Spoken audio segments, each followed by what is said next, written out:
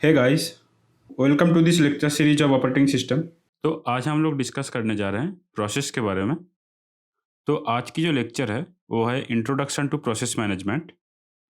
इसमें हम लोग एक प्रोसेस की जो बेसिक चीज़ें हैं वो डिस्कस करेंगे, जैसे कि what is a process, attributes of process, process control block.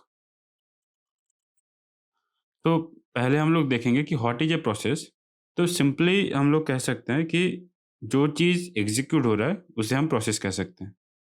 जैसे कि हम लोगों के पास जो नॉर्मल प्रोग्राम है वो रहता है सेकेंडरी मेमोरी में या डिस्क में।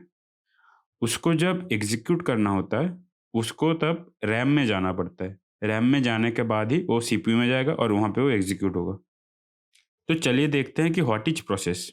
प्रोसेस की जो डेफिनेशन है वो ये है कि a program under execution is called process.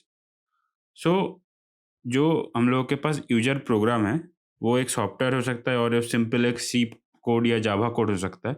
वो जो नॉर्मली है वो हम लोगों का डिस्क में सेव रहता है, लेकिन उसको जब हम लोग एग्जीक्यूट करते हैं वो जब मेन मेमोरी या रैम में जाता है और उसके बाद सीपीयू में जाके उसका जब एग्जीक्यूशन होता है उसी को हम लोग प्रोसेस बोलते हैं। तो जब वो नॉर्मली डिस्क में स्टोर्ड है, जो कुछ कुछ काम नहीं कर रहा है और किसी भी तरीके से उसका एग्जीक्यूशन नहीं हो रहा है, तो उसको तब हम लोग प्रोसेस नहीं कहते हैं। जब उस प्रोग्राम को हम लोग एग्जीक्यूट करते हैं, उसी को तब हम लोग प्रोसेस कहते हैं। तो इसमें 2 चीज़ें हैं कि जो प्रोसेस है, वो हमेशा मेन मेमोरी में स्टे करता है और इसको जब एग्जीक्यूशन करना होता है, तो मेन मेमोरी से सीपीयू में जाता है। जैसे कि मैं एक एग्ज़ाम्पल ले लेता हूँ कि मेरे पास जो है वीएलसी मीडिया प्लेयर इंस्टॉल्ड है ऑलरेडी। तो ये जनरली अगर मैं विंडोज़ की बात करूँ, ये कहाँ पे इंस्टॉल रहता है? सी डिस्क में। और मेरे पास कोई एक गाना है कि एक एमपी3 फाइल है जिसको मुझे प्ले करना है। तो ये जो वीएलसी मीडिया प्लेयर का जो वो भी सेव्ड है डिस्क में, और ये सॉन्ग को मुझे चलाना है वो भी सेव है डिस्क में। लेकिन क्या मैं इस प्लेयर को जो है प्रोसेस कह सकता हूँ? नहीं कह सकता हूँ। लेकिन जब मैं इसको चलाऊँगा डबल क्लिक करके या किसी भी तरीके से जब मैं चलाने लगूँगा उसको, तब वो जो है उसे मैं प्रोसेस कह सकता हूँ। तो किसी प्रोग्राम को या यूजर एप्लीकेशन को तभी हम लोग प्रोसेस कह सकते हैं जब वो एग्जीक्यूट हो रहा है एंड वो मेन मेमोरी के अंदर रिसाइड कर रहा है। अब हम लोग देखते हैं कि एक प्रोसेस के कितने सारे एट्रीब्यूट्स होते हैं। तो पहला है प्रोसेस आईडी। प्रोसेस आईडी मतलब एक इंटीजर वैल्यू है जो यूनिक है हर एक प्रोसेस के लिए। अगर रियल लाइफ एग्जांपल में देखूंगा तो एक रोल नंबर हो गया, जैसे हम लोग की क्लास में होता है। एक यूनिकली आइडेंटिफाई करने के लिए किसी भी एक प्रोसेस को, तो एक आईडी दिया जाता है, उसको प्रोसेस आईडी बोलते हैं। दूसरा है प्रोसेस स्टेट। इसका मतलब है वो जो प्रोसेस है जो मेन मेमोरी के अंदर है वो कौन सी स्टेट में अभी है। जैसे कि मेरा अभी रेडी स्टेट है, या वेटिंग स्टेट में है, या एग्जीक्यूशन स्टेट में है, या रनिंग स्टेट में है। तो ये कौन सी स्टेट में है वो मुझे अगर जानना है तो मैं प्रोसेस स्टेट वाली जो एट्रीब्यूट है उसको मैं देखूंगा। ये है प्रोग्राम काउंटर। प्रोग्राम काउंटर क्या करता है? ये स्टोर करता है जो नेक्स्ट इंस्ट्रक्शन एग्जीक्यूट होगा उसका एड्रेस। तो हमें पता है कि एक प्रोग्राम जो है वो लाइन्स ऑफ कोड होता है, हर एक लाइन का एक एड्रेस रहता है। तो प्रोग्राम काउंटर क्या करता है, अगर मान लो कि मेरा जो है फिलहाल ये वाला इंस्ट्रक्शन एग्जीक्यूट हो रहा है, तो प्रोग्राम काउंटर में ये वाला जो इंस्ट्रक्शन है उसका एड्रेस स्टोर रहता है, ताकि जो सीपीयू है उसको पता चले कि नेक्स्ट वाला जो इंस्ट्रक्शन है जिसको मुझे एग्जीक्यूट करना है वो मुझे कहाँ पे मिलेगा। तो प्रोग्राम काउंटर में क्या रहता है? Address of next instruction. उसके बाद आता है प्रायोरिटी।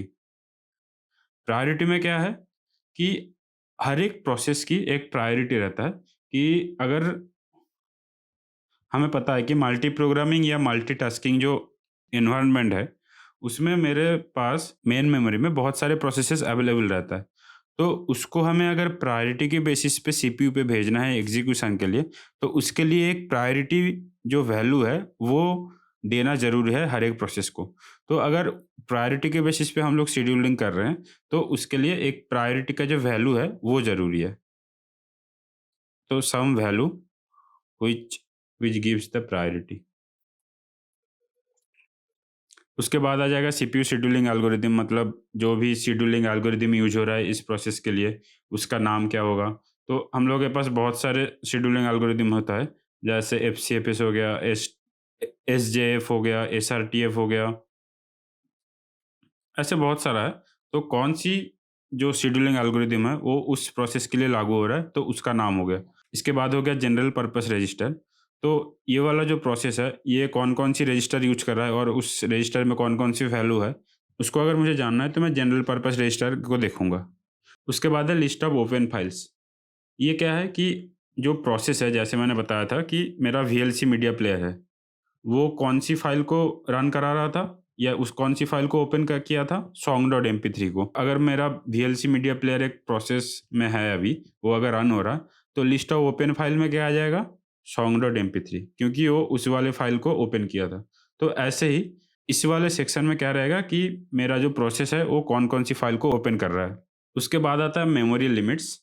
मेमोरी लिमिट्स में एक्चुअली पेज टेबल्स या जो सेगमेंटेशन टेबल्स है, उसके डिटेल्स दिया दिया रहता है।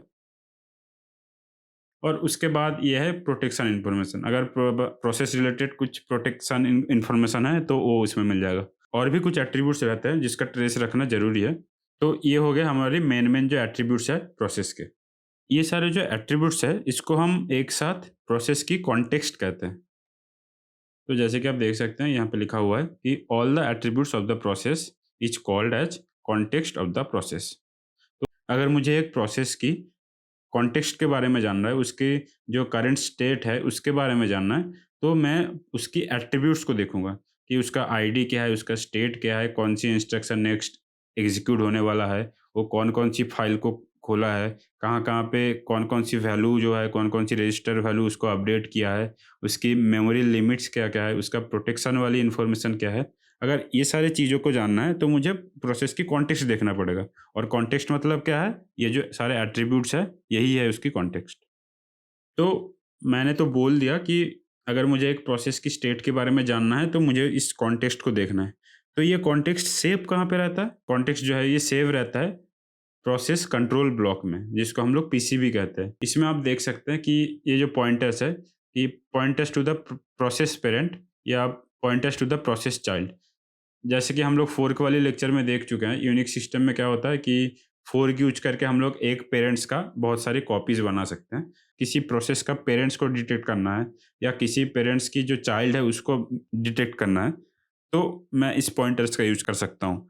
दूसरा हो गया प्रोसेस स्टेट आइडेंटिफिकेशन नंबर, मतलब पीआईडी, जो हम लोग प्रोसेस आईडी डिस्कस किए थे। उसके बाद priority, program counter, register, pointers to process memory, जो memory limits, list of open files etcetera.